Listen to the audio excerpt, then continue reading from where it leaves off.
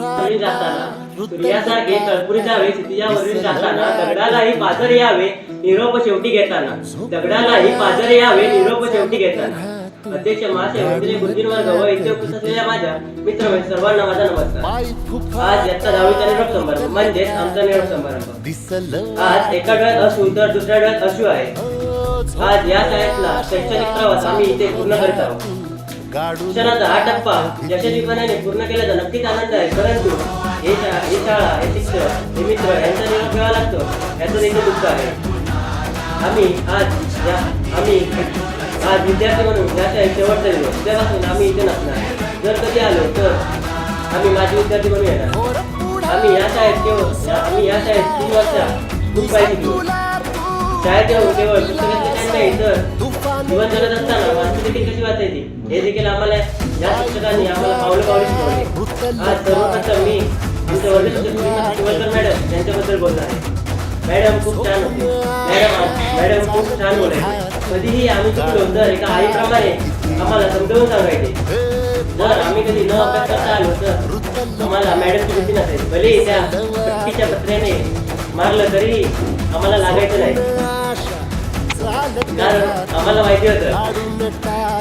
आता आम्ही बांदेकर सरांबद्दल बोलणार आहे. बांदेकर सर हे आम्हाला शिक्षक कमी आणि मित्र जास्त होते. सरांचा तास आम्हाला खूप आवडायचा. सरांची शिकवण्याची पद्धत खूप वेगळी आहे. तर शिकवता माझे प्रश्न विचारतात, म्हणजे कोणता लक्ष नसला की तो लगेच पकडला जातो.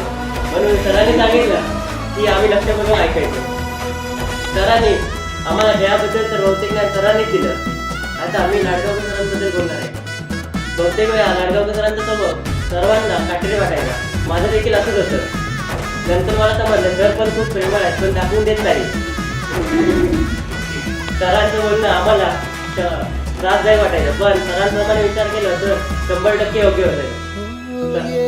सरांच्या शिक्षणात शिकवत असताना आमचं सरांकडे लक्ष नसायचं, परंतु सरांनी जोक केला की आम्ही जागेवर यायचो. आजच्या या निरोप समारंभाच्या शेवटच्या दिवशी हे शिक्षक, हे शाळा व शाळेच्या सर्व घटकांचे मनपूर्वक आभार मानतो.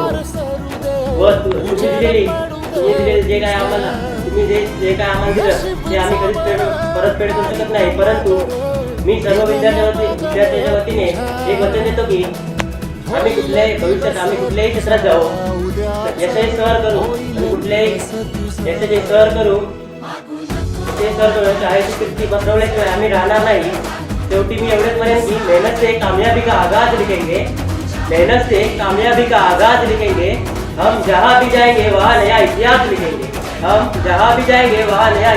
लिखेंगे. धन्यवाद.